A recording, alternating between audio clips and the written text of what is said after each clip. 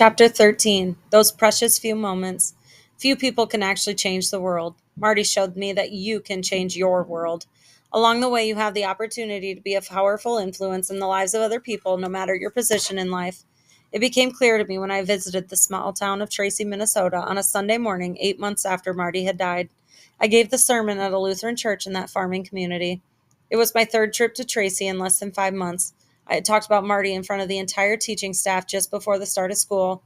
3 weeks later, I received a phone call from the elementary school principal. The grade school teachers wanted to make Marty the central character in their Character Counts program. I smiled at the notion. Marty would have smiled too. Officials planned a kickoff for the program for early October. I jumped at the opportunity to speak to the children about Marty's life. Then I called Mickey to see if she would want to come with me. She didn't hesitate, not even for a moment.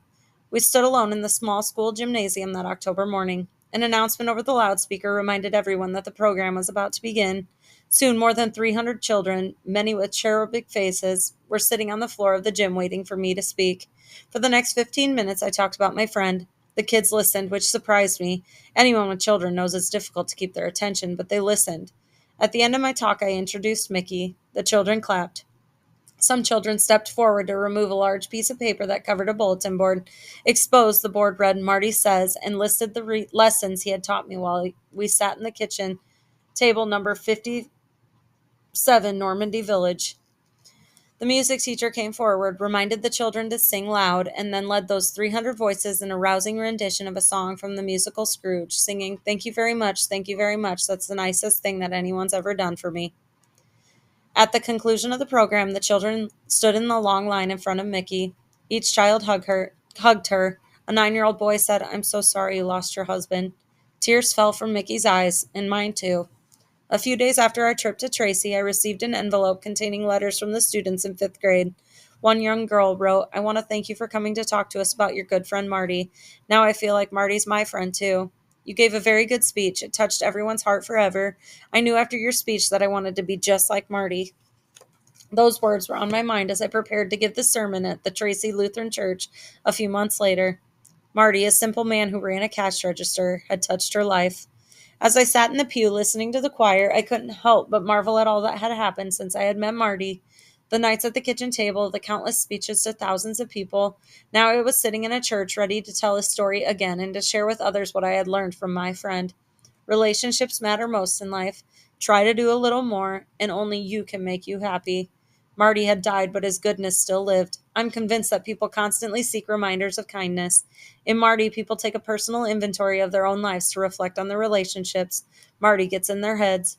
On many occasions, I've received notes from people who said that after listening to one of my talks, they have called their mothers or fathers to thank them for all that they have done. The reaction from the parents is always the same. They wonder what's wrong. The unexpected gratitude blindsides them. Then tears of joy flow, all tapped by a simple reminder of kindness. A local radio station broadcast the sermon that Sunday. A few days after the talk, the pastor wrote to tell me about a man who was listening while driving down a highway. He had to pull over to the side of the road because he was weeping. He had been forced to give thought to the relationships in his life. Marty's greatest lesson was not what he told me, but what he constantly showed me. In 1 or 2 minutes of time that we had the opportunity to define ourselves as human beings, there isn't much room for error. 2 minutes is what Marty spent with most customers. If you think about it, 2 minutes is about the average time we spend with most people in our lives. In a few precious moments, we say what we say, and we do what we do can be lasting. Want proof? Not long ago, a young woman approached me after I had completed a talk. I was speaking in a town of 150 miles from home. The woman was crying. She told me that the last time she had seen Marty was 4 years older, while she was still a college student. With tears in her eyes, she said, "He always made me feel like I was beautiful." Then we hugged. There was no need to say anything else. Marty was in our heads.